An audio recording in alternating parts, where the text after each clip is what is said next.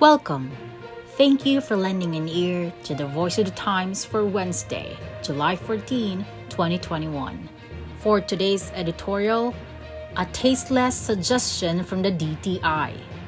Last week, the Department of Trade and Industry, or DTI, announced an initiative that startled even those who have the most cynical view of government priorities. In a press release on Friday, July 9, the DTI's Bureau of Philippine Standards, or BPS, said it had formed a technical committee to develop the Philippine National Standards, or PNS, on popular Filipino dishes such as adobo, sinigang, lechon, and sisig.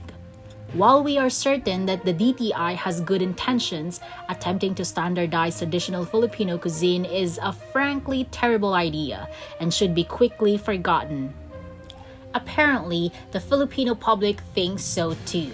A search of the topic on Facebook, Twitter, and among the comments in response to the online stories by several news outlets failed to turn up a single expression of support for the initiative. One of the most common sentiments aired was frustration that, in a time of pandemic and economic stress, the DTI has chosen to divert resources to an apparently pointless project. That may indeed be a valid criticism, but we see two even more fundamental and potentially harmful problems with the concept that are not at all satisfactorily addressed by the clarifications offered by the DTI. In its original statement, the DTI said that the development of the PNS would be done, quote, taking into consideration the variations in cooking techniques observed in all areas of the country.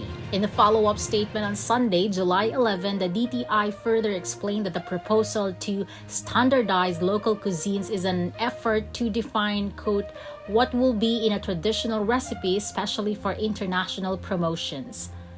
When it comes to food, there are few standards that are both necessary and valuable. Standards for proper hygienic storage, preparation, and handling of food products are of course necessary to safeguard human health, as are standards on packaging and labeling. Going beyond what is strictly necessary to maintain safety and fair business practices, however, is inimical to innovation, especially in something that is considered as much a creative art as a business. The DTI statement that the standards are intended to govern recipes and products intended for international promotions strongly implies that the intent is in fact to discourage innovation or variation. Economic and cultural growth depends on innovation, and thus at a time when the DTI should be making the most of its mandate to encourage creative entrepreneurship, it has chosen instead to send the wrong message entirely. The DTI's idea also dismisses the very thing that makes Filipino culture and its products unique, which is the marvelous variety of styles and tastes that reflect the cultural variety of our people. Attempting to create a single definition for a common Filipino recipe such as adobo is asinine. It not only is disrespectful to the variety of local cultures in the country, none of which can be judged as being more or less Filipino than any other, whose unique contributions would be overlooked or subordinated, it is likely practically impossible.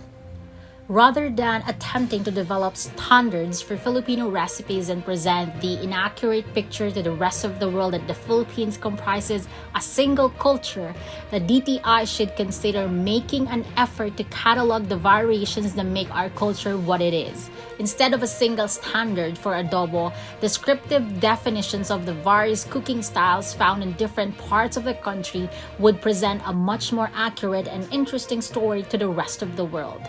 Likewise, it would benefit our own public as well, providing education about the culture in other places that people might not have experienced. While we do believe the DTI means well and does have the goal of promoting Filipino culture in mind, applying a national standard to familiar dishes certainly does not achieve it. To avoid further ridicule and applying effort to a task that is almost certain to fail anyway, the DTI should drop the idea. And that's the editorial for July 14, 2021. For more news and information, get a copy of the Manila Times on print. Subscribe to its digital edition or log on to www.manilatimes.net. Follow us on Twitter, Facebook, or Instagram. and listen to the voice of the times.